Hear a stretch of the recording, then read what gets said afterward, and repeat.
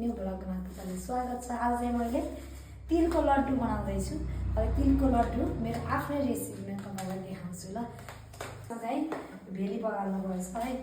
भेलीको थोरै पानी हालेँ, यति थोरै पानी हालेँ, यो भेली हाल्छु।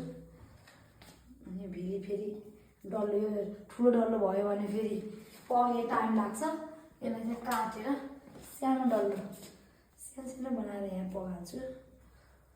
यो सबै पक्रिसकेपछि अनि साथीहरू यहाँ भेली पकाउँदैछ यहाँ भलकले। यहाँ भेली पक्रिँदैछ। यता चाहिँ मैले तिल भुट्छु। अब तिल भुटेर रातो बनाएपछि फेरि एकछिन ताप्न दिउँ। फर्स्टमा चाहिँ यहाँ भेली पकाल्दैछु। यहाँ तिल भुट्दैछु। तिल पकिसक्यो। भेली पक्रिएर यस्तो भइराखेको छ, तर पुरा रूपमा पक्रिरहेको छैन। यो सबै पक्रिन पर्छ। र यता तिल भुट्दैछु। तिल पकिरहेको छ। यता तिल भुटेर रातो बनाएपछि बल्ल राम्रो हुन्छ।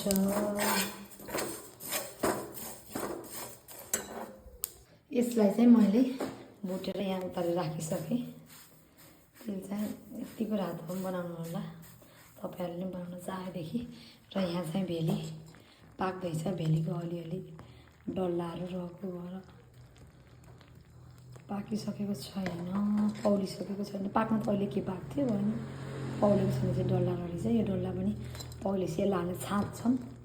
किनभने यो फोहोर हुन्छ नि त, कहाँबाट बनेर फोहोर ठाउँमा बसेर यताउता प्लास्टिकहरू धुलो यताउता सबैको टाँसिरहेको हुन्छ यसमा। फेरि हामीले एउटा चिया छान्नीले छानिसकेपछि बल्ल यो भेली क्लियर रूपमा सफा हुन्छ। हाम्रो भेली चाहिँ राम्रोसँग पग्लिसकेको छ। एकदमै हेर्न सक्नुहुन्छ राम्रोसँग, एउटा पनि चोट्टा नभइकन राम्रोसँग पग्लियो। यसलाई चाहिँ हामीले ग्यास बन्द गरेर यसमा चाहिँ छाप्छौँ है। यो चिया छान्नीमा छापेपछि यो भेलीको फोहोरहरू सबै हट्छ। एउटा केही पनि रहँदैन। मलाई पनि थाहा थिएन यो भेलीमा यस्तो फोहोर हुन्छ भन्ने। अघिल्लोचोटि मैले बनाउँदाखेरि विचार गर्न छानेको त एकदम धेरै फोहोर हुँदो रहेछ भेलीमा। त्यही भएर भेलीलाई चाहिँ छान्नै पर्ने आवश्यक पर्दो रहेछ है। सर्लक्कै चाहिँ छानिसकेपछि बल्ल सफा हुन्छ यो भेली। यो छान्नलाई त्यो चिया छान्नेले त एकदम सानो भयो। त्यही भएर मैले त पिठो छान्ने निकालेँ। पिठो छान्नेमा नै हुन्छ होला सायद। पिठो छान्नेमा राम्रो हुन्छ। पिठो छान्नेमा राम्रो छान्छ जस्तो लाग्यो।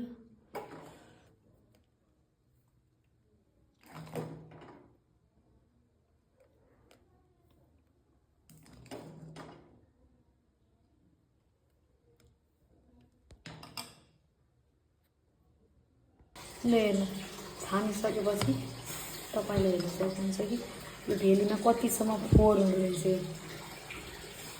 सबै झुल्का के एकदम फोहोर हुँदो थियो भेलीमा। यसरी मैले छानेर सफा भेली निकालेँ। सफा भेलीलाई फेरि ग्यास टर्न अन गरेर सफा भेलीलाई भाँडामा एकछिन तातोसी राख्छु। यसमा खनाइसकेँ मैले। यो चाहिँ सफा राम्रो भेली हो। भाँडामा यत्रो टाँसिरहेको छ। यसलाई पनि अब डाँडोले निकाल्छु। यो चाहिँ सफा भेली भयो। यो चाहिँ तिल भयो है। यो चाहिँ पाक्दैछ। लेदो हुँदैछ है भेली। यसमा चाहिँ यो मैले 1 चम्चा घिउ मिक्स गरेँ। किनभने घिउले मिठो कि खाँदाखेरि लड्डु खाँदाखेरि मिठो स्वाद ल्याउँछ कि घिउले। त्यही भएर यसलाई मैले मिक्स गरेँ। र त्यसै साथमा यो दुध पनि हालेँ। दुधले पनि एकदम खाँदाखेरि बास्ना यस्तो उम्लिँदो रहेछ नि त। मलाई थाहा थिएन है यस्तो उम्लिन्छ दुध हालेर भन्ने चाहिँ। फर्स्टचोटि देखेँ यहाँ। चम्चा यहीँ डुब्यो नि त। चम्चा पनि त्यहीँ खस्यो भेलीभित्रै।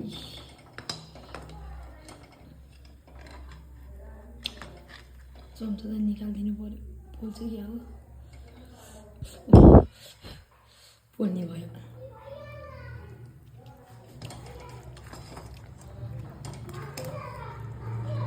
चम्चे हरायो चम्चा हरायो यहाँ रहेछ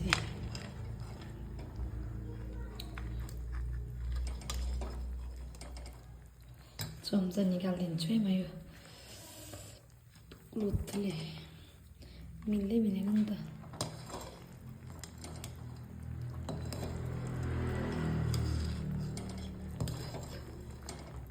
एकछिन हराइराखोस् यस्तो राम्रोसँग उम्लिँदैछ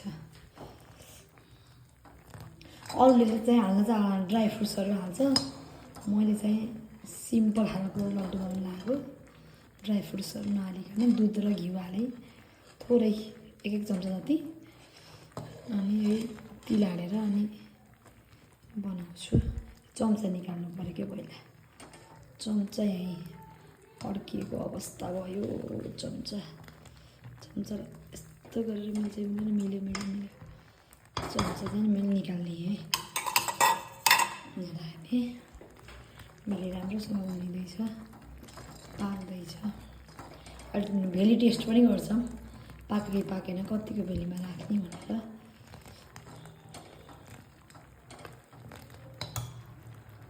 अब भेली पाक्यो कि पाकेन भने हामी टेस्ट गर्दैछौँ है अब भेली अब यतिको भेलीमा तिल हाल्न हुन्छ कि हुँदैन भनेर टेस्ट गर्दैछौँ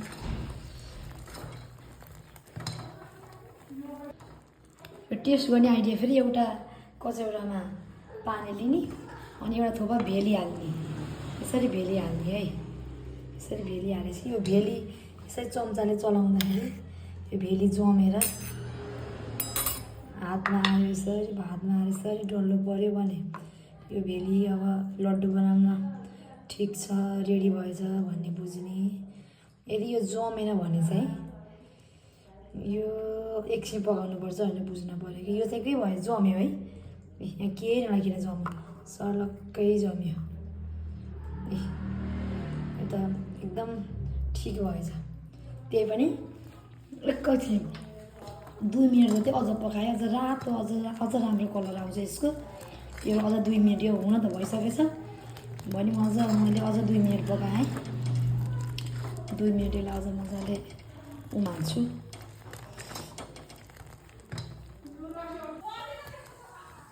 एकदम अघिको भन्दा बाक्लो भयो यो भेली त एकदम बाक्लो देखिरहेछ होइन चलाउँदा एकदम बाक्लो देखिरहेछ यसलाई चाहिँ यो तिललाई बिस्तारै हाल्नु पऱ्यो अब पोखियो नि त उहाँले ढङ्ग नभएको छु कि फेरि मान्छे यसलाई चाहिँ बिस्तारै हाल्नु पऱ्यो भने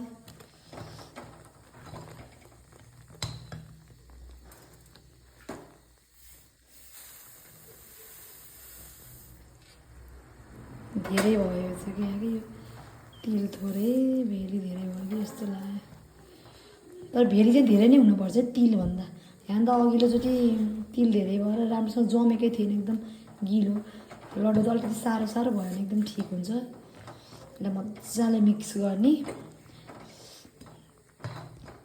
यसलाई चाहिँ राम्रोसँग मिक्स गरेर यो सेतो भएको देखिन भयो भने बल्ल सबैतिर तिलै तिल भरियो होइन यस्तो टाइपले मिक्स गरेर अनि यसलाई राम्रोसँग मिक्स गर्नु पऱ्यो यहाँ यस्तो सेतो तिलै तिल देखिएको छ अनि यसलाई यो ग्यास अफ गरिदियो हुन्छ अब एकछिन यहाँ राखेर छोडिदिउँ यो राम्रोसँग मिक्स भएर यो ग्यास अफ गरिसकेपछि यसलाई यो अलिक ठुलो भाँडामा सेलाउनुको लागि छोड्नु पऱ्यो सेलायो भने बल्ल डल्ला बनाउन सकिन्छ होइन त सकिन तातोमा त जम्दा पनि जम्दैन सर्लक यसमा फिँदाले छोडेपछि अहिले सेलाउँछ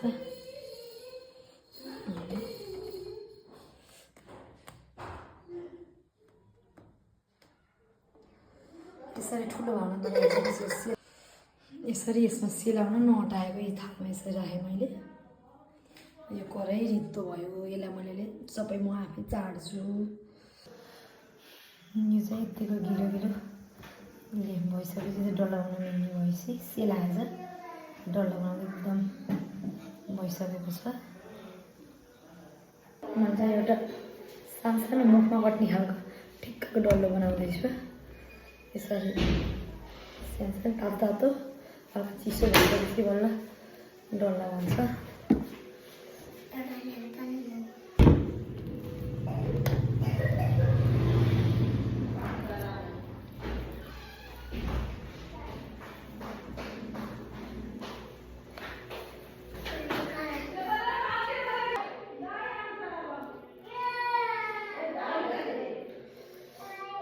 अलि कुनै ठाउँमा चाहिँ तातेर बन्दै बनेन क्या कुनै सेलाएपछि बन्छ। यो तातो भएको होइन है, सेलायो नि त हातमा खेलाइ यसो अलिक खस्यो सेलाएपछि त राम्रो रड्डो बन्छ कि खाना नि मिठो हुन्छ। है दुध र घिउ थोरै हाल्छ, त्यसको सेन्ट एकदम मिठो स्वाद ल्याउँछ त्यसले। कुनै ठाउँमा तातो कुनै ठाउँमा चिसो भएर जमेपछि ग्यासमा फेरि तताएर अनि फेरि लड्डु बनाउनुपर्छ। त्यो चाहिँ ठुलो भयो। सानो टिक्का यत्रो लड्डु बनाएपछि मुखमा ठ्याक्कै हट्छ। कस्तो बनाएर देखाएको मैले चाहिँ मैले कागजमा पेपरमा पोको पारेर राखेँ, त्यो जम्दैन भनेर। यो थालमा पनि अड्दैन भने धेरै हुन्छ नि त। यसरी कागजमा यस्तो पेपर राखेपछि राम्रो भएर बस्छ। सेलाएपछि राम्रो चाहिँ जमेर निकाल्ने गाह्रो हुन्छ यस्तो भयो भने।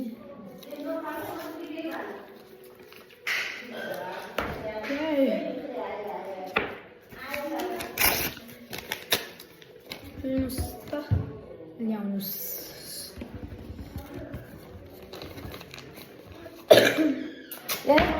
त्यहीँ पार्ला मुख छोपेको क्या केटा।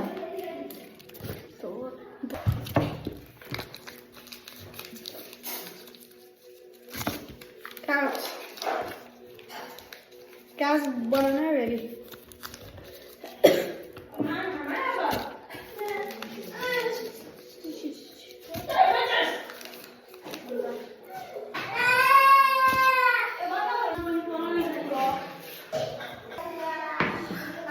यति एउटा बनायो।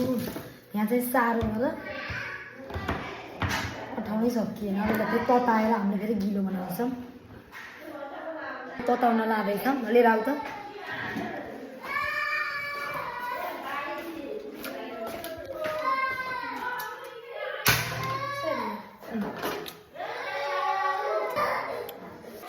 हाम्रो चाहिँ पुस्तकालयको रेसिपी रेडी भयो।